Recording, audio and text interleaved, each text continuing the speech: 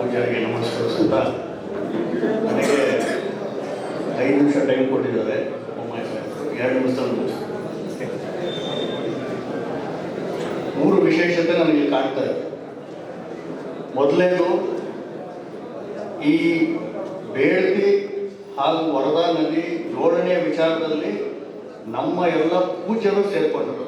ಇದು ಮೊದಲನೇ ವಿಶೇಷತೆ. ಎರಡನೇ ವಿಶೇಷತೆ ನಾವು ಅರ್ಥ ಮಾಡ್ಕೋಬೇಕು. 4 ಜಿಲ್ಲೆಗಳಿಗೆ ಇದು ಹೆಲ್ಪ್ ಆಗುವಂಥ ಯೋಜನೆ ಇದ್ರೂ ಕೂಡ ಮಹತ್ವವಾಗಿ ಹಾವೇರಿ ಹಾಗೂ ಗದಗ 2 ಜಿಲ್ಲೆಗೆ ಬಹಳಷ್ಟು ಬೆನಿಫಿಟ್ ಆಗುವಂಥ ಸನ್ನಿವೇಶ. ಹಾವೇರಿ ನಾನು ಕಂಡಂತೆ ಇಬ್ಬರು ಮಾಜಿ ನೀರಾವರಿ ಸಚಿವರು, ಒಬ್ಬರು ಬಸವರಾಜ ಬೊಮ್ಮಾಯಿ ಅವರು ನಮ್ಮ ಹಾವೇರಿ ಜಿಲ್ಲೆಯವರು, ಹಾಗೂ ಇನ್ನೊಬ್ಬರು HK ಪಾಟೀಲ್ ಸಾಹೇಬರು ಗದಗವರು. ನಾನು ಕಂಡಂತೆ ವಿದ್ಯಾರ್ಥಿ ದೆಸೆ ದಿನಗಳಿಂದ ಇವರಿಬ್ಬರು ಬಹಳ ಅಚ್ಚುಕಟ್ಟಾಗಿ ಆಳವಾಗಿ ಅಧ್ಯಯನ ಮಾಡಿರುವಂಥ ಇಬ್ಬರು ಸಚಿವರು ನಮಗೆ ಸಿಕ್ಕಿದ್ದಾರೆ. ಇದು ಎರಡನೇ ವಿಶೇಷತೆ. ಮೂರನೇದು, ಎರಡೂ ಕಡೆ ನೋಡ್ಬೋದು. ಒಂದು ಕಡೆಗೆ ಮಾಜಿಯವರಿದ್ದಾರೆ, ಇನ್ನೊಂದು ಕಡೆಗೆ ಹಾಲಿಯವರಿದ್ದಾರೆ. ಇಬ್ಬರ ನಡುವೆ ಬ್ರಿಡ್ಜ್ ಆಗೋದಕ್ಕೆ ನಮ್ಮ ಪೂಜ್ಯರಿದ್ದಾರೆ. ಇಷ್ಟಿದ್ದಾಗ ಇದರೊಳಗೆ ಕಾನೂನಿನ ಸಮಸ್ಯೆ ನನಗೇನು ಅಷ್ಟಾಗಿ ಕಾಣ್ತಾ ಇಲ್ಲ. ಆದರೆ ನಾವು ಮಾಡೋ ಕರ್ತವ್ಯಗಳು ಇದ್ದಾವೆ. ಘಟ್ಟದ ಆ ಕಡೆ ಭಾಗದಲ್ಲಿ ಇರೋರು ಒಂದೇ ಕೆಲಸ ಮಾಡ್ತಾ ಇರೋದು. ಏನು ಮಾಡ್ತಾ ಇದ್ದಾರೆ, ನಮಗೆ ಆಗುವ ನಷ್ಟಗಳು ಏನು ಅಂತ ಹೇಳ್ತಾ ಇದ್ದಾರೆ. ಮನೆಗೆ ಹೋಗಿ ಹೇಳ್ತಾ ಇದ್ದಾರೆ. ನಾವು 2 ಕೆಲಸ ಮಾಡಬೇಕು.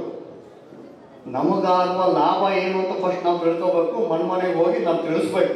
ಅವಾಗ ಇಲ್ಲಿರುವ 200 ಜನ 1000 ಜನ ಆಗಬೇಕು. ನಮಗೇನಾಗುತ್ತೆ ಲಾಭ ಅಂತ ಮೊದಲನೇ ಕೆಲಸ ನಾವು ಮಾಡಬೇಕು.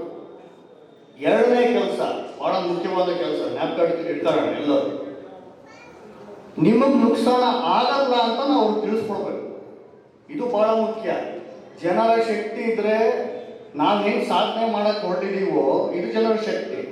ಅದೇ ರೀತಿ ಇದು ಆಗಕೂಡ್ದು ಅನ್ನೋದಕ್ಕೂ ಅದೇ ಥರದ ಜನಶಕ್ತಿ ಅದರಲ್ಲಿ ಇದ್ದರೆ ಇದನ್ನ ನಾವು ಸಾಕಾರ ಮಾಡ್ಕೊಳ್ಳೋದು ಕಷ್ಟ ಆಗುತ್ತೆ. ಆ ಜನರನ್ನು ಕೂಡ ನಾವು ಹೊಲಿಸ್ಕೋಬೇಕು ಅಂದರೆ ಆ ಹೋರಾಟ ಸಮಿತಿಯವರು ಯಾರೇ ಇರಲಿ, ಅವ್ರು ಕನ್ವಿನ್ಸ್ ಮಾಡೋದು ನಮ್ಗೆ ಕಷ್ಟ ಆಗ್ಬೋದು.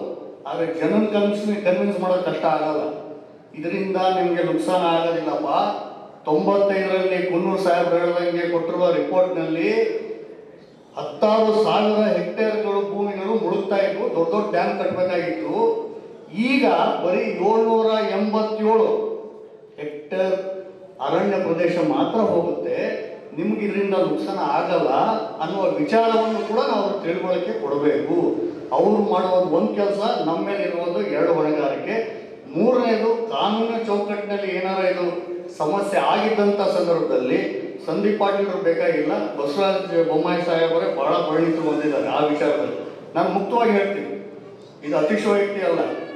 ಇಬ್ಬರು ನಾನು ಕಂಡಂತೆ ಅಧ್ಯಯನ ಮಾಡಿರೋರಿದ್ದಾರೆ. ಅವ್ರ ಸಲಹೆ ತಗೊಂಡು ನಾನು ಮುಂದೆ ಹೆಜ್ಜೆ ಇಡ್ಬೋದು. ನಾ 2 ನಿಮಿಷದಲ್ಲಿ ಮುಗಿಸಿದೆ ಅಂತ ಕಾಣುತ್ತೆ. ಎಲ್ಲರಿಗೂ ಮತ್ತೊಮ್ಮೆ ನಮಸ್ಕಾರ ಮಾಡಿ ನನ್ನ ಮಾತು ಮುಗಿಸ್ತೀನಿ.